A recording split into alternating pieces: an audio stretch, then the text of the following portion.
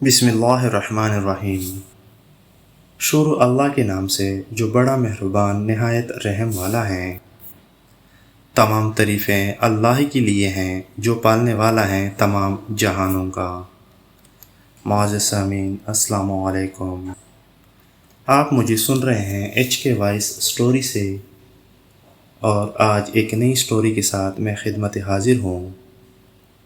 Story کا عنوان ہے بادشاہ کا انوکھا واقعہ۔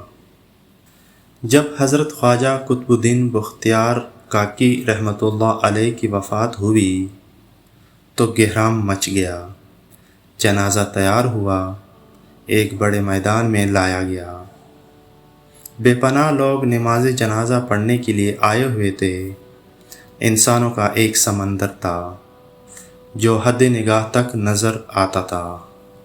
جب نماز جنازہ پڑھنے کا وقت آیا، ایک آدمی آگے بڑھا اور کہنے لگا کہ میں خواجہ قطب الدین بختیار کاکی رحمۃ اللہ علیہ کا وکیل ہوں۔ حضرت نے ایک وصیت کی تھی، میں اس معجمے تک یہ وصیت پہنچانا چاہتا ہوں۔ معجمے پر سناٹا چھا گیا۔ وکیل نے پکار کر کہا، حضرت خواجہ قطب الدین بختیار کاکی رحمۃ اللہ علیہ نے یہ وصیت کی کہ میرا جنازہ وہ شخص پڑھائے جس کے اندر 4 خوبیاں ہو۔ نمبر 1، زندگی میں اس کی تکبیر اولیٰ کبھی قضا نہ ہوئی ہو۔ نمبر 2، اس کی تہجد کی نماز کبھی قضا نہ ہوئی ہو۔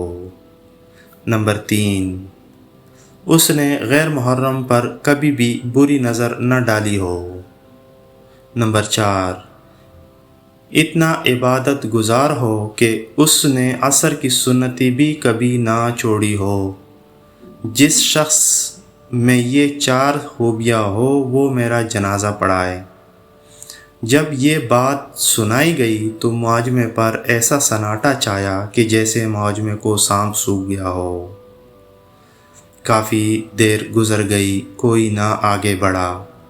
آخرکار ایک شخص روتے ہوئے حضرت خواجہ قطب الدین بختیار کاکی رحمۃ اللہ علیہ کے جنازے کے قریب آئے۔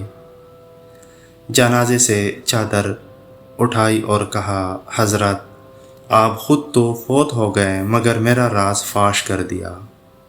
اس کے بعد بڑے معجمے کے سامنے قسم اٹھائی کہ میرے اندر یہ 4 خوبیاں موجود ہیں۔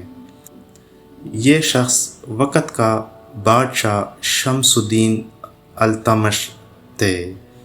معزز سامعین، یہ چھوٹی سی سٹوری میں نے جو ابھی سنائی ہے، یہ ہمیں اس بات کی سبق دیتا ہے کہ ہمارے بڑے کیا تھے اور کس طرح تھے۔ آج اگر ہم نظر ڈالیں تو افسوس کی بات ہوتی ہے کہ ہمیں اسی طرح لوگ دور دور تک نظر نہیں آتے۔ معزز سامعین، ہماری سٹوری یہاں ختم ہوتی ہے۔ اگر آپ کو میری سٹوری پسند آئی ہو تو میرے چینل کو سبسکرائب کریں اور ویڈیو کو لائک کریں اور بیل آئیکن کو آل پہ کریں تاکہ میری ہر آنے والی نئی ویڈیو آپ کو بآسانی پہنچ سکیں۔ ملتے ہیں ایک نئی سٹوری کے ساتھ۔ السلام علیکم ورحمۃ اللہ وبرکاتہ۔